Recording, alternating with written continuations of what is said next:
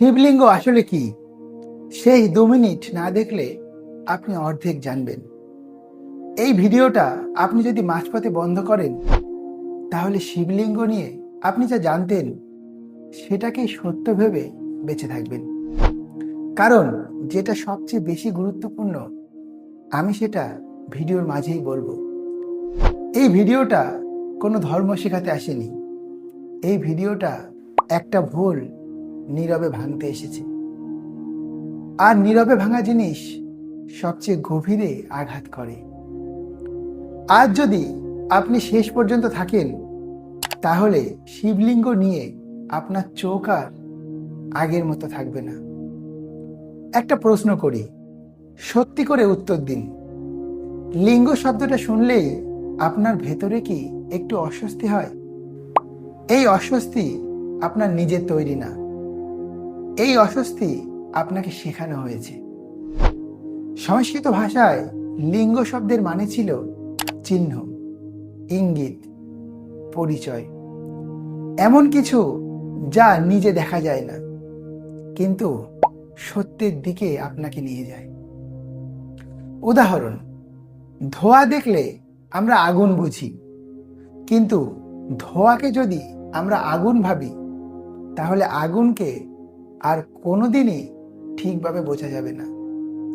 শিবলিঙ্গের ক্ষেত্রেও ঠিক এই ভুলটাই হয়েছে।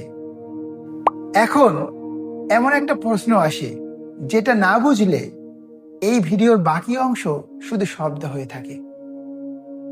শিব কি কোনো মানুষ? শিব কি কোনো শরীর? না। এই নাটার ভেতরেই শিবলিঙ্গের অর্ধেক রহস্য লুকিয়ে আছে।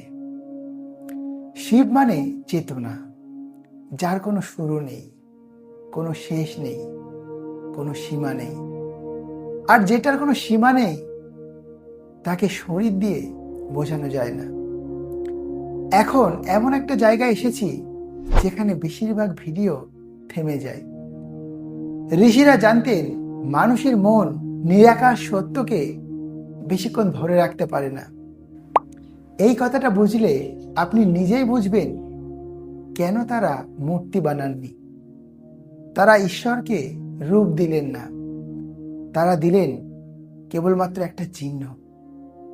এই চিহ্নটার কাজ ছিল পুজো পাওয়া না, এই চিহ্নটার কাজ ছিল আপনাকে ভাবতে বাধ্য করা। এই চিহ্ন কোনো শরীর নয়, এই চিহ্ন মনে করিয়ে দেয় তুমি যা দেখছো সত্যটা তার বাইরে। এই জায়গাটায় অনেকে ভিডিও বন্ধ করে দেয়। আপনি যদি এখানেও থাকেন, তাহলে আপনি আর আগের মতো ভাবতে পারবেন না। কারণ এখান থেকেই সবচেয়ে বড় ভুলটা শুরু হয়েছিল। প্রাচীন দর্শনে কিছু শব্দ আছে যেগুলো শরীর বোঝাতে তৈরি হয়নি। এগুলো তৈরি হয়েছিল শক্তি আর চেতনার সম্পর্ক বোঝাতে। এখানে পুরুষ বা নারীর কথা না। আসুন একটা উদাহরণ দিয়ে বোঝা যাক।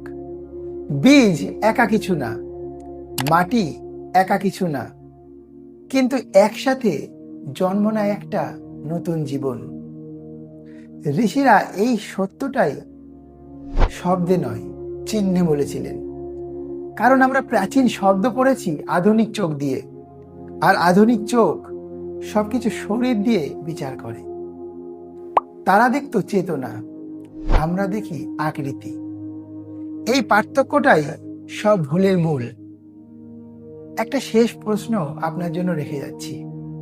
যে সভ্যতা 1000 বছর আগে ধ্যান, যোগ, মহাবিশ্ব নিয়ে ভাবত, তারা কি এতটাই অগভীর হতে পারে যে ঈশ্বরকে অশালীন চোখে দেখবে?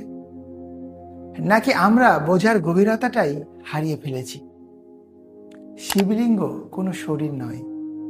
শিবলিঙ্গ হলো সেই চিহ্ন যেটা আপনাকে মনে করিয়ে দেয় সব সত্য চোখে দেখা যায় না। এই ভিডিওটা যদি এক মুহূর্তের জন্যও আপনার ভেতরে নীরবতা তৈরি করে, কমেন্টে শুধু লিখুন, এটা আমি জানতাম না। ধন্যবাদ ভিডিওটা শেষ পর্যন্ত দেখার জন্য। ভালো থাকবেন, সুস্থ থাকবেন।